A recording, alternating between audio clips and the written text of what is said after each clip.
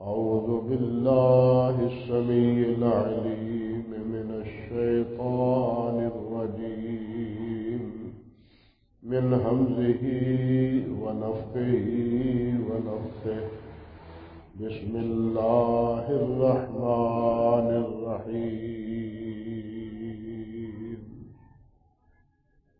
ولو أن للذين ظلموا ما في الأرض جميعا ومثله معه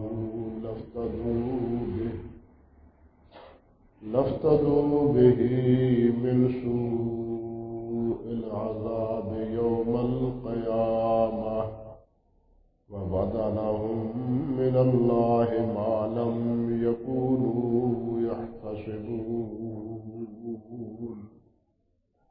وبدا لهم سيئات ما كسبوا وحاق بهم ما كانوا به يستهزئون سبحان ربك رب العزة عما يصفون وسلام على المرسلين والحمد لله رب العالمين.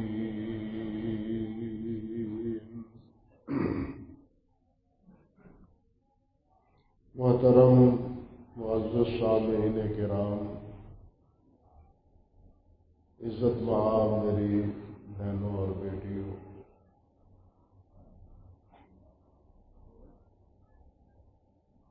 یہ جو دو آیات مبارکہ سورۃ الزمر کی میں نے خطبے کے دوران تلاوت کی ہے، ان آیات سے پہلے اللہ سبحانہ و تعالی نے اپنے حبیب سید کائنات حضرت محمد رسول اللہ صلی اللہ علیہ وسلم سے یہ بات ارشاد فرمائی ہے کہ اے میرے نبی، آپ یوں کہیں کہ اللہم فاطر السماوات والارض عالم الغیب والشہادہ انت تحکم بین عبادک فیما کانوا فیہ یختلفون، کہ اے زمین و آسمان کے بنانے والے، اے غیب اور موجود ہر چیز سے آگاہ اور واقف، آپ ہی اپنے بندوں کے درمیان فیصلہ فرمائیں گے جس بارے میں وہ اختلاف کرتے ہیں۔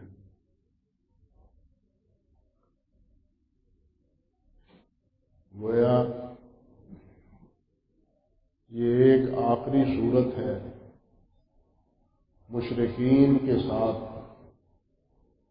بات کو ختم کرنے کی، بات کو مٹانے کی۔ 23 سال تک نبی علیہ السلام توحید کی دعوت دیتے رہے کہ ایک اللہ وحدہ لا شریک کی عبادت کرو اور اللہ رب العزت کی نافرمانی اور معصیت سے گریز کرو، مگر انہوں نے ہر صورت آپ کی دعوت کا انکار کیا۔ انکار ہی نہیں کیا بلکہ ہر قسم کا ظلم و ستم نبی علیہ السلام اور آپ کے رفقاء اور ساتھی آپ پر ایمان لانے والوں پر انہوں نے روا رکھا، حتیٰ کہ نبی علیہ السلام کو اپنا محبوب شہر مکہ مکرمہ چھوڑنے پر مجبور کر دیا گیا۔ ان حالات میں اللہ سبحانہ و تعالی نے اپنے پیارے پیغمبر سے فرمایا ہے کہ یہ کسی بات کو تسلیم کرنے اور ماننے کے لیے تیار نہیں ہے۔ آپ اس طرح کریں کہ یہ دعا کریں کہ یا اللہ تو ہی ہمارے اور ان کے درمیان فیصلہ کرنے والا ہے، حق پر کون ہے باطل پر کون ہے، اللہ کے ہاں پسندیدہ کون ہے اور اللہ کے ہاں مردود کون ہے۔ اب اس کا مولا کریم آپ ہی فیصلہ کریں گے، میری تو کوئی بات ماننے کے لیے تیار نہیں۔ یہ دعا بتلانے کے بعد ان آیات میں اللہ سبحانہ و تعالی نے فیصلہ سنا دیا تاکہ کسی اندھیرے میں یہ لوگ نہ رہیں، کسی غلط فہمی کا شکار نہ ہو کہ جیسے وہ کہتے تھے اور سمجھتے تھے کہ اللہ تعالیٰ نے ہمیں ہر نعمت سے نواز رکھا ہے، اولاد ہمیں دی ہے، مال ہمیں دیا ہے، نانو اکثر و اموالوں و اولادا وما کنا، اور ساتھ یہ کہ ہمیں عذاب نہیں دیا جائے گا، اللہ ہم پر راضی ہے۔ تدے اللہ تعالیٰ نے یہ انعامات ہم پر اور یہ نوازشیں ہم پر کر رکھی۔ اللہ اکبر کبیر۔ اللہ سبحانہ و تعالیٰ نے فرمایا ہے کہ نہیں، یہ اس غلط فہمی میں نہ رہیں۔ وَلَوْ أَنَّ لِلَّذِينَ ظَلَمُوا مَا فِي الْأَرْضِ جَمِيعًا، اور اگر ظالموں کے پاس وہ سب کچھ مال و متاع ہو جو زمین میں، زمین کے سارے خزانے اگر ان ظالموں کے پاس ہوں، بلکہ وہ مثلہ معہ، بلکہ جتنے زمینوں میں خزانے ہیں اسی کے مثل اور بھی ہوں، ڈبل اس سے مال و متاع ان کے پاس ہو، سونا ہو، چاندی ہو، درہم و دینار ہو، اور باقی ہر قسم کی آسائش اور ہر قسم کی آرام کی اشیاء جو ان کو مہیا ہیں، ان سے بھی ڈبل ان کے پاس آ جائے۔ اللہ اکبر۔ لفتدوا بہ من سوء العذاب، تو یہ ظالم اس برے عذاب سے بچنے کے لیے اسے فدیے کے طور پر دے کہ یا اللہ یہ مال و متاع لے لے، ہمیں چھوڑ دے، ہماری بخشش فرما دے۔ اللہ سبحانہ و تعالیٰ فرماتے ہیں وَبَدَا لَهُم مِّنَ اللَّهِ مَا لَمْ يَكُونُوا يَحْتَسِبُونَ، اور ان کے لیے ظاہر ہو جائے گا اللہ کی طرف سے جس کا وہ گمان بھی نہیں کرتے تھے، انہیں تصور بھی نہیں تھا کہ ہمیں اس قسم کا عذاب پہنچنے والا ہے۔ ان کے تصورات کے بالکل برعکس ایسے ایسے عذاب میں انہیں دھر لیا جائے گا کہ جن کا وہم و خیال بھی ان کو نہیں تھا۔ فرمایا وَبَدَا لَهُمْ سَیِّئَاتُ مَا کَسَبُوا، اور جو کچھ انہوں نے کمایا، جو کچھ انہوں نے کیا، وہ سب کچھ ان کے سامنے نمایاں ہو جائے گا، کوئی چیز پوشیدہ اور کوئی چیز چھپی ہوئی نہیں ہوگی۔ جس طرح فرمایا مَن یعمل مثقال ذرۃ خیرا یرہ ومن یعمل مثقال ذرۃ شرا یرہ، اگر نیکی ذرہ کے برابر ہوگی تو وہ بھی نمایاں ہو جائے گی، اور اگر برائی ذرہ کے برابر ہوگی تو وہ بھی نمایاں ہو جائے گی۔ اپنا نامہ اعمال اپنے ہاتھ میں لے کے ہر چیز کو دیکھ رہے ہوں گے کہ ہم نے دنیا میں کیسے گزارا ہے، وقت کیسے گزارا ہے، اور دنیا میں کیا کیا کرتے رہے۔ وَحَاقَ بِهِم مَّا كَانُوا بِهِ يَسْتَهْزِئُونَ، فرمایا اور جس کا وہ مذاق اڑاتے تھے، جہنم کا مذاق اڑاتے تھے۔ اللہ کے یہ کہتے تھے کہ قیامت تو جب آئے گی، عذاب تو جب آئے گا سو آئے گا، وہ دنیا میں ہی ہمارے پاس آ جائے، اس کا کچھ حصہ ہمیں ابھی پہنچ جائے، یعنی یوں منہ مانگا عذاب اللہ سبحانہ و تعالیٰ سے وہ طلب کرتے تھے، اور یہ بھی ان کی ایک مذاق کی صورت تھی کہ دیر کاہے کی، ڈراتے جو ہو تم، وہ ابھی آ جائے ہم پر عذاب، اللہ سبحانہ و تعالیٰ فرماتے ہیں وَحَاقَ بِهِم مَّا كَانُوا بِهِ يَسْتَهْزِئُونَ کہ وہ جس کا مذاق اڑاتے تھے وہ عذاب ان کو گھیرے لے لے، اس سے بچ نہیں سکے، نکل نہیں سکیں گے اس عذاب سے۔ اللہ اکبر کبیرہ۔ یہاں وَلَوْ أَنَّ لِلَّذِينَ ظَلَمُوا سے مراد اگرچہ مشرکین مراد ہے، کیونکہ وہی اول مخاطب ہے، وہی اولین مخاطب ہے پہلی آیات کے تناظر میں، کیونکہ ان الشرک لظلم عظیم، سب سے بڑا ظلم وہ شرک ہے۔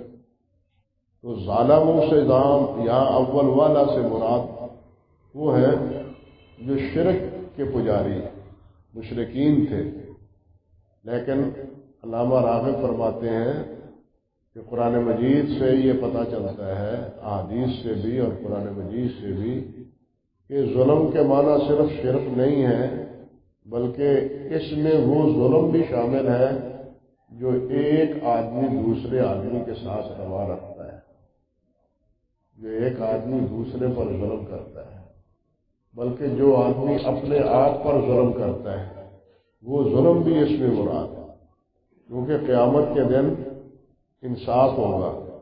اگر کسی نے کسی پر ظلم کیا ہوگا تو اس کا بدلہ چکانا پڑے گا، قیامت کے دن اس کا بدلہ دینا پڑے گا۔ اسی لیے نبی مکرم صلی اللہ علیہ وسلم نے ارشاد فرمایا ہے کہ لوگوں، دنیا میں جو کچھ کسی کا لینا دینا ہے وہ یہی دنیا میں لے دے لے، قیامت میں تو کوئی مال متاع ہوگا نہیں، قیامت میں کوئی مال و متاع نہیں ہوگا۔ اس لیے جو زیادتی، جو ظلم کسی نے کسی کے اوپر کیا ہے وہ دنیا میں ہی اس کے معاملات چکا لے، آخرت میں پھر نہ مال ہے، نہ کوئی سفارشی ہے، نہ ہی اس کا بوجھ کوئی اٹھانے والا ہے، اس کو پھر آپ ہی اپنا تمام بوجھ اٹھانا پڑے گا، اور اس کی جو مظلوم ہوگا اس کو راضی کرنے کے لیے اس کی نیکیاں بھی اس کو دے دی جائے گی۔ حدیث میں آتا ہے نا، کئی بار سنایا ہے آپ کو یہ حدیث، کہ آپ نے فرمایا کہ تم جانتے ہو کہ میری امت کا مخلص کون ہے؟ صحابہ کرام رضوان اللہ علیہ مجمعین نے عرض کیا، مفلس تو ہم اس کو سمجھتے ہیں جس کے پاس کوئی مال و متاع نہ ہو، درہم و دینار نہ ہو، اور کوئی اس کو جان پہچان نہ کرنے والا ہو، نہ اس کی کوئی عزت کرنے والا ہو۔ فرمایا نہیں، میری امت کا مظلوم یہ نہیں ہے، میری امت کا مسکین اور مظلوم یہ نہیں ہے، بلکہ میری امت کا مسکین وہ ہے جو قیامت کے دن نمازیں لے کے آئے گا، حج لے کے آئے گا، زکوٰۃ لے کے آئے گا، روزے لے کے آئے گا، ذکر و اذکار لے کے آئے گا، لیکن کسی کو ستایا، کسی کی غیبت کی، کسی پر بہتان تراشی کی، کسی کو مارا، تو قیامت کے دن یہ سارے مظلوم اللہ رب العزت کے ہاں فریاد کریں گے کہ یا اللہ فلاں نے ہم پر ظلم کیا ہے، وہ ہمیں بدلہ دلوا دیجیے۔ چنانچہ وہ جتنے مظلوم ہیں ان کو اللہ سبحانہ و تعالی راضی کرے گا۔ کیسے راضی کرے گا؟ پہلے تو یہ کہ انہیں کہا جائے گا کہ تم اس کی اتنی نیکیاں لے لو اور اس کو معاف کر دو، اتنی نیکیاں لے لو اور اس کو معاف کر دو۔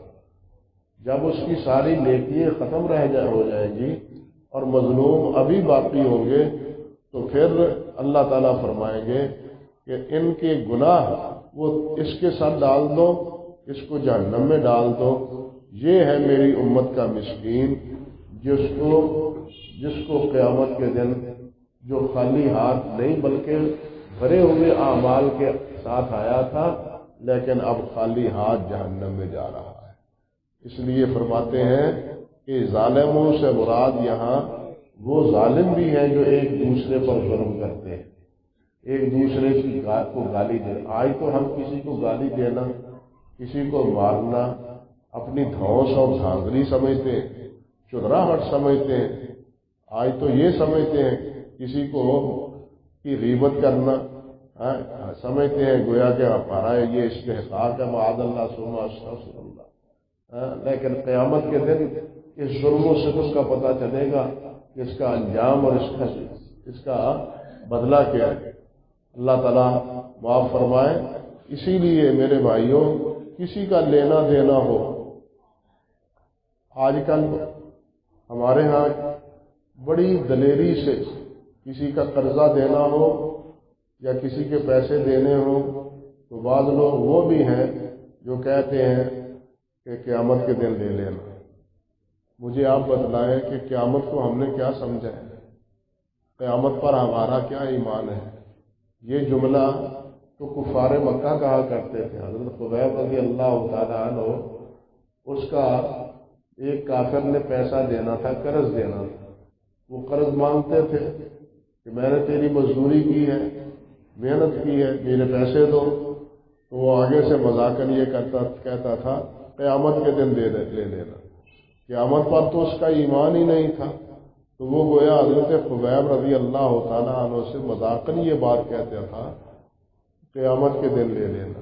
لیکن ہم مسلمانوں کا تو قیامت پر ایمان بھی ہے، لیکن پھر بھی بڑی دلیری اور حوصلے سے کہہ دیتے ہیں کہ قیامت میں لے لینا۔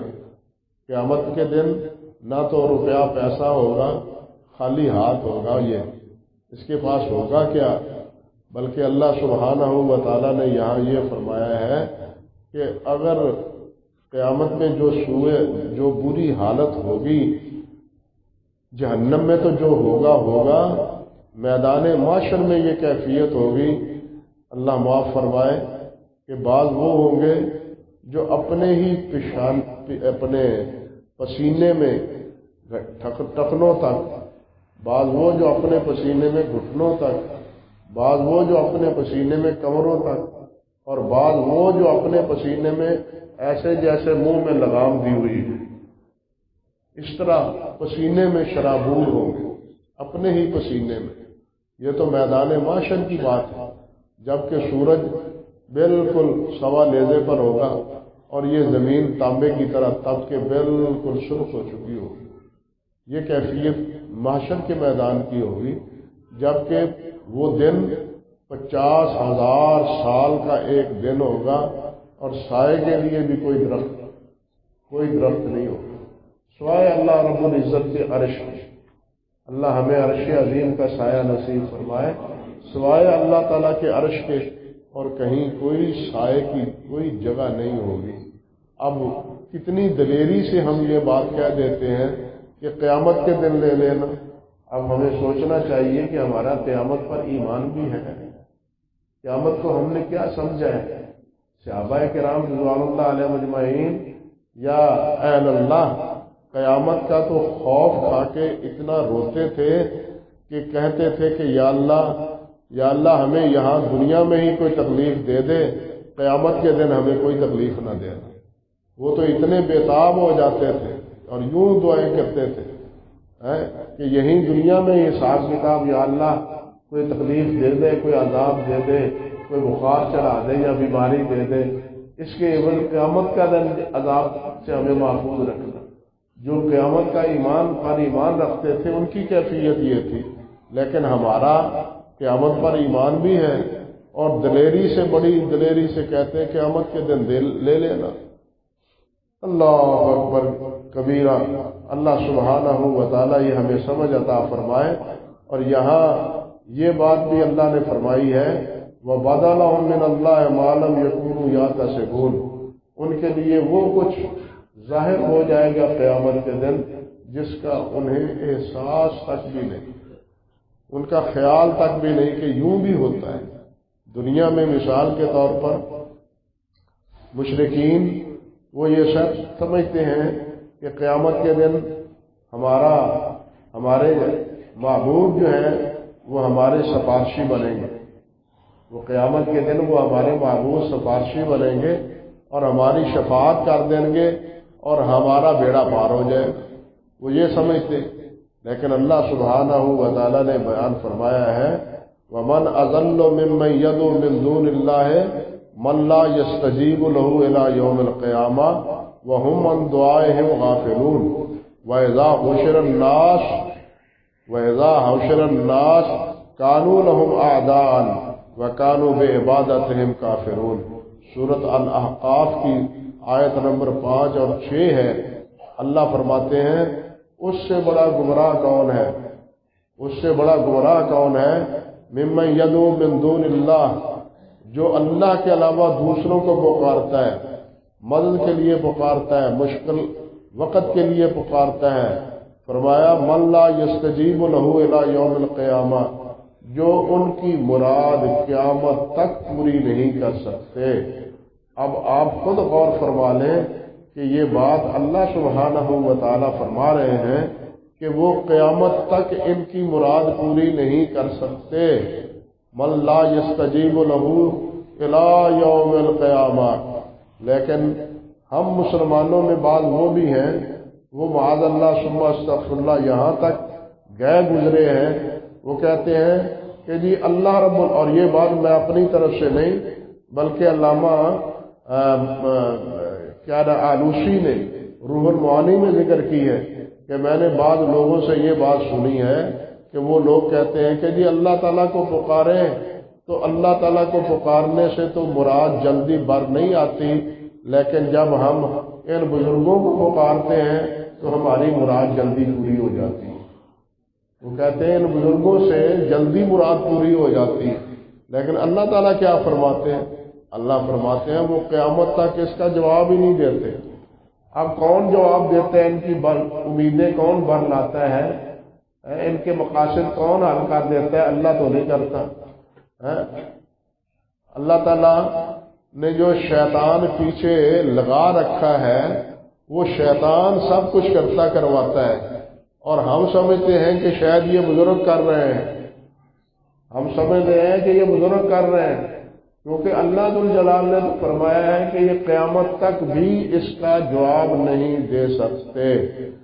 फरमाया वहुम अन दुआइहिम गाफिलून, बल्कि वो तो इनकी पुकार से ही बेखबर है, उन्हें पता ही नहीं कि हमें कोई पुकार रहा है या नहीं पुकार रहा। अल्लाह अकबर कबीरा। अल्लाह के नेक बंदे हज़ीरतुल क़ुद्स में यानी मौलाउल आला में उनकी अरवाह उनके कहाँ होते हैं, मौलाउल आला में, और मौलाउल आला में उनकी अरवाह अल्लाह के जिक्र व फिक्र में मशरूफ होते हैं। वो दुनिया के झमेलों से तो निकल के गए हैं, अब दोबारा दुनिया के झमेलों में वो आके अमल दखल करेंगे। वो तो अल्लाह ताला की तस्बीह, अल्लाह की तहमीद और अल्लाह की तकबीर वहाँ मौलाउल आला में फरिश्तों के साथ कर रहे हैं, और फरिश्तों के हमरा जन्नत में उड़ फिर रहे हैं। जिस तरह के शोहदा के बारे में अल्लाह ताला के प्यारे पैगंबर सल्लल्लाहु अलैहि वसल्लम ने फरमाया है, और यहाँ बिल्कुल दो टोक अल्फाज में वहुम अन दुआइहिम गाफिलून, कि वो इनकी पुकार से गाफिल है, इन्हें नहीं पता कि हमें कौन पुकार रहा है। अल्लाह अकबर। हम इसके उलट समझते, यानी हम इसके बिल्कुल उलट समझते। वइज़ा हुशिरन नासु कानू लहुम आदान, ये तो है ना कब्र की जिंदगी या दुनिया की जिंदगी। फरमाया जब क़यामत के दिन उठाया जाएगा इनको, तो कानू लहुम आदान, तो ये उनके दुश्मन होंगे, जिनको पुकारते हैं, जिनको माबूद बनाते हैं, जिनकी नजरें मन्नतें मानते हैं, जिनके चढ़ावे चढ़ाते हैं, जिनके दरबार पर हाजिरियां देते हैं कि ये खुश हो जाए, ये खुश हो जाएंगे तो अल्लाह भी खुश हो जाएगा, कि ये खुश हो जाए तो ये अल्लाह को भी खुश कर लेंगे। अल्लाह ताला फरमाते हैं वकानू लहुम आदान वइज़ा हुशिरन नास कानू लहुम आदान। जिस वक़्त लोगों को इकट्ठा किया जाएगा, हशर होगा मैदान माशर में, तो ये उनके दुश्मन होंगे, ये उनके दुश्मन होंगे। वकानू बिइबादतिहिम काफिरून, और वो क़यामत के दिन कह देंगे कि या अल्लाह ये हमारी इबादत नहीं करते थे, ये झूठ बोलते हैं, हमारी इबादत नहीं करते थे। बल्कि दूसरे मुकाम पर अल्लाह ताला ने वज़ाहत फरमा दी है कि वो कहेंगे कि ये जिन्नों की इबादत करते थे, शैतानों की इबादत करते थे, हमारी इबादत नहीं करते थे। अब लोग कौन समझाए और कौन समझे اتنی واضح سی بات کے باوجود بھی ہمیں یہ مسئلہ سمجھ نہیں آتا. ہم یہی سمجھتے ہیں کہ جو کچھ ہو رہا ہے یہاں سے ہو رہا ہے، یہ سن رہے ہیں اور یہ سب کچھ پورا کر رہے ہیں. اور اللہ کے بندوں، قرآن کو بھی تو دیکھو. اللہ تعالیٰ نے جو چیز فرمائی ہے ہمیں اس پر ایمان لانا چاہیے یا اپنے وہم و گمان پر ایمان لانا چاہیے؟ ہم اپنے وہم و گمان کے پیچھے پڑے رہیں یا اللہ وحدہ لا شریک کے فرمان کے پیچھے آئے؟ اللہ تعالیٰ نے جب یہ بات فرما دی ہے کہ وہ اس سے بالکل بے خبر ہیں اور قیامت کے دن یہ ان کے دشمن ہوں گے اور صاف کہہ دیں گے کہ یہ ہماری عبادت نہیں کرتے تھے، ہمیں نہیں پکارتے تھے، نام ہمارا تھا پیچھے شیطان تھا، نام ہمارا تھا پیچھے شیطان تھا، شیطان ہی اس طرف لگاتا تھا اور یہ اسی کے حکم کے تابع داری شرک اور یہ قبر پرستی، قبروں کو سجدہ، قبروں کا طواف، قبروں پر کے اوپر غلاف، پتہ نہیں کیا کیا ہے. ہمارا دین اتنا سیدھا سادہ تھا جس کو لا کے ان لوگوں نے مشکل بنا دیا ہے. سوچنے کی بات ہے کہ حضرت سید کائنات حضرت محمد رسول اللہ صلی اللہ علیہ وسلم آپ اس دنیا سے رخصت ہوئے، صحابہ کرام رضوان اللہ علیہ مجمعین نے آپ کو کفنایا بھی اور دفنایا بھی. آپ کے پہلو میں حضرت ابوبکر صدیق، حضرت عمر فاروق رضی اللہ تعالی عنہما، ان دونوں کو دفنایا گیا. اور یہ قبریں رہیں شام کے دور پر، شام بن عبد الملک کے طور پر لوگ آتے جاتے تھے، قیامت کی قبروں کی زیارت کرتے تھے نبی علیہ السلام کی. لیکن بہت بعد کے دور میں 200-300-400 سال کے بعد پھر اس کے ارد دیوار بنا دی گئی جو آج ہمیں باہر سے نظر آتی ہے اندر. اس وقت تک یہ قبریں نظر آتی تھیں، لیکن کیا کسی قبر پر کسی مسلمان نے، کسی صحابی نے، کسی تابعی نے، کسی امام نے نبی علیہ السلام کی قبر اطہر پر یا حضرت ابوبکر صدیق یا حضرت عمر فاروق رضی اللہ تعالی عنہ کی قبر پر غلاف چڑھایا تھا یا ان کو سجدہ کیا تھا؟ بلکہ نبی علیہ السلام نے تو حضرت معاذ رضی اللہ تعالی عنہ سے یہ بات دو لفظوں میں فرمائی تھی. جب وہ آئے تھے باہر سے تو انہوں نے نبی صلی اللہ علیہ وسلم کو سجدہ کرنا چاہا اور یہ بات عرض کی کہ حضور وہاں میں نے دیکھا ہے کہ دنیا کے جو ہے نا بادشاہ، اللہ اکبر، ان کو ان کے اہلکار سجدہ کرتے اور آپ تو زیادہ حقدار ہیں، دنیا اور آخرت میں ہمارے سردار ہیں، اول و آخر ہیں، تمام کے آپ سردار ہیں، آپ تو زیادہ حقدار ہیں کہ آپ کو سجدہ کیا جائے. مگر نبی علیہ السلام نے فرمایا، معاذ، اگر میرے اللہ کے علاوہ کسی اور کا سجدہ روا ہوتا تو میں عورتوں کو حکم دیتا کہ وہ خاوند کو سجدہ کریں. بلکہ ساتھ یہ بھی فرمایا کہ معاذ، آج تو میں زندہ ہوں، کل میں قبر پر جب میری قبر پر حاضر ہوگے تم تو کیا قبر کو بھی سجدہ کرو گے؟ قبر کو بھی سجدہ کرو گے؟ نبی علیہ السلام نے تو سارے دروازے بند کر دیے، لیکن ہمارے لیے سارے دروازے کھلے. انا للہ و انا الیہ راجعون. آپ نے اپنے لیے سارے دروازے بند کیے، یعنی نہ آپ نے اپنی زندگی میں اور نہ ہی اپنے انتقال کے بعد، وفات کے بعد، نہ قبر کو نہ اپنی ذات اطہر کو، دونوں اعتبار سے. لیکن ہمارے ہاں جی یہ تعظیمی سجدہ ہے، یہ عبادتی سجدہ تو نہیں.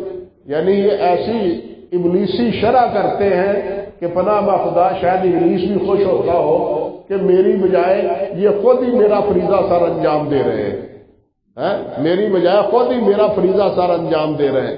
اب اس سے بڑی کیا تعظیم؟ اللہ کے بعد سب سے معظم نبی کریم صلی اللہ علیہ وسلم اور صحابہ کرام رضوان اللہ علیہ مجمعین کے نزدیک سب سے بڑی تعظیم سے نبی علیہ السلام کی تھی. مگر صحابہ کرام رضوان اللہ علیہ مجمعین نے تو یہ کام نہیں کیا، لیکن ہم کہتے ہیں کہ سجدہ کرنا چاہیے. انا للہ و انا الیہ راجعون. اللہ اکبر کبیرہ.